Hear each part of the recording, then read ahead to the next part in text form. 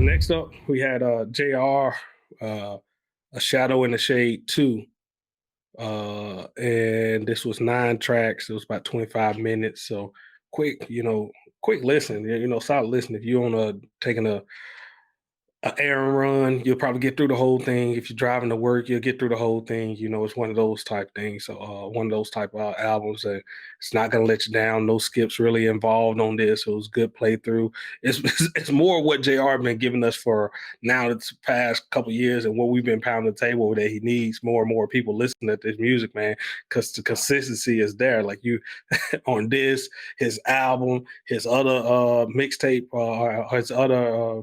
EPs that he didn't drop throughout the past couple of years.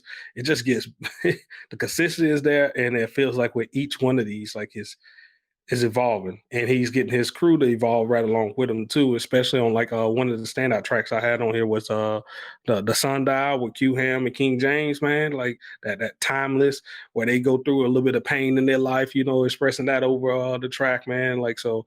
Really dug that track, man, and definitely could feel the loss. And everybody been through those type of situations where you have experienced some type of loss, and them expressing themselves through the track it was good, man. Yeah, overall, man, this is a solid body of work. Like I think I mistook again, J.ARRR, AYO Shamir, the producer tandem that they put this together. Broken Easel was their first time working together, where Shamir helmed majority of the project. So y'all go check out Broken Easel as well. 9 songs, no fillers. JR probably needs to be talked about a lot more in terms of lyricists and just guys that people go crazy for online in terms of just underground Twitter. Not limiting him to underground, but just yeah, from the beginning to end, man. Like Umbra, still one of the doper joints. In my opinion, highlights. I like that flip. As far as Yeah, the yeah. He had one line on that, man. Like, cause everybody try to use some of these COVID lines nowadays, cause hey, we all went through it, right? But all of them kind of tend to be on the mask little deal of like I was wearing the mask before COVID, like all that kind of get played out. We hear that everywhere, right? But he said, get your whole team shot like they ain't haven't received their vax yet. I like that little play on it, little flip on that. That was on highlights. So Yeah, yeah. So highlights again. I want y'all to listen to it. Listen to the flip in terms of just the R&B flip. As far as the song that they flip, I won't let out any secrets. If you know it, you know it, right? So that's really it on highlights. And then silhouette. I feel like I heard somebody else do this before. Like I feel like blah, blah, blah, blah, blah, blah, blah, you know what I mean, and just go off. But I like that. I like that he chose that beat and that cadence to go with on that. So really rocking with silhouette. Contour was also another one. So JR getting in his romantical bag, so to speak. In that with Contour. But again, stand out for me is just these dudes' ability to just really put their pain on the table and Sundial, like especially King James, man. Like that's one of those, like I said, it's that freeway, I make music that you could feel. Like that hits you right here. Whether you lost somebody close to you in terms of his mom, as he spoke about on his project Prodigal Son. So y'all go check out King James's Prodigal Son, which is where he speaks a little bit more on that or whatever. But like overall, man, like fire, man. Q who's Ham, the producer again? Can we say the producer name again?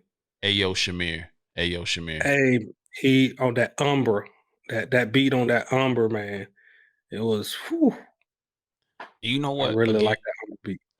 about with the production too, Prez, like I had pegged Shamir for like just he's more than, I don't think he's boom bap, but like soul samples.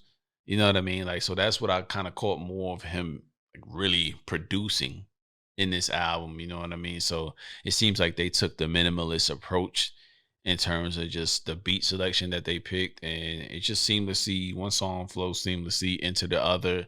It's a consistent theme in terms of a shadow in the shade, and just really just speaks to JR's character. We've had him on the podcast a few times in terms of just being, chill, low key, and let the raps speak for how he feels. You know what I'm saying? So I think all of those things came across in this project, and I would highly recommend it to anybody out there that loves to listen to rap, hip hop, and all of the stuff that y'all think hip hop is supposed to be. It's all wrapped up in this project, in my opinion. So yeah, go check out Shadow in the Shade, man. It's fire. It was a Shadow in the Shade 2, Two, not to be sorry, Shadow in the confused Shade 2. with the J.ARRR the Kid album that came out. That was the Shadow in the Shade. Oh, I think this is I bet. part two for J.R. This is he came Yeah, out with one in 2015. he got 2, but I'm saying not to be confused with J.ARRR the Kid that Okay. just dropped this week as well. That's the Shadow in the Shade. Oh shit, Um, they got the same album title. Oh, that's crazy. That's crazy. so I was listening at that as well. I'm still making my way through it, but so far everything I listen to, I'm liking. More thorough review come out next week. But Cy already kid, yeah, he dropped another one this last week. Got a lot of tell you some of these features: Jada Kiss, Benny the Butcher, Trouble, Lloyd Banks, Mickey Fats, T.I., Sci the Prince, J.R. Writer, Raekwon, uh, Bumpy Knuckles. Yeah. So just some of the features that's on there. I done went to a couple of them right off the jump, and then like they all sound good, man. So yeah, I'm liking that album. From what I heard, probably about 9 songs out of it. It's like 20 something songs, 20, 21, 22 songs on there. So it's gonna take me a little bit longer to get through it. But I mean, yeah, so far, Yeah, yeah, loving everything I'm about it. definitely gonna listen to that this week and see what that sounds like because he got some features I'm interested in for sure. So, oh no, all right, we'll get into it. Let me listen to it first. Let me listen to it first, because a lot of his projects have a lot of not a lot of features, but he has like a decent list of who's who as far as rappers that we respect. So it's like he's been really putting in work, man. He got a lot. His discography is rather large. So, but yeah, I Yeah. want to check it out.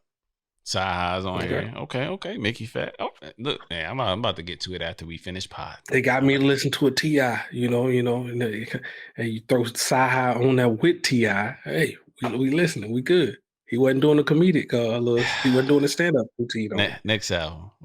Next album? What's the next project? That's all I got, man. I think we've been going pretty long, man. I think Yeah, yeah, yeah. we'll wrap up with everything else next week if we got anything else coming out on there. So, what For you think? sure. For sure, yeah, man. I think we're you guys stick around. We have another pod or another interview that's coming. So, it's been a while, but hey, man, this is what we do, man. Stick around, get some new artists, a new interview. The big three, Jameer Johnson. We also got T the Truth and Day. They were coming on, and y'all check that project out for sure. The big three. So we'll be back, man. Episode 153. Yeah.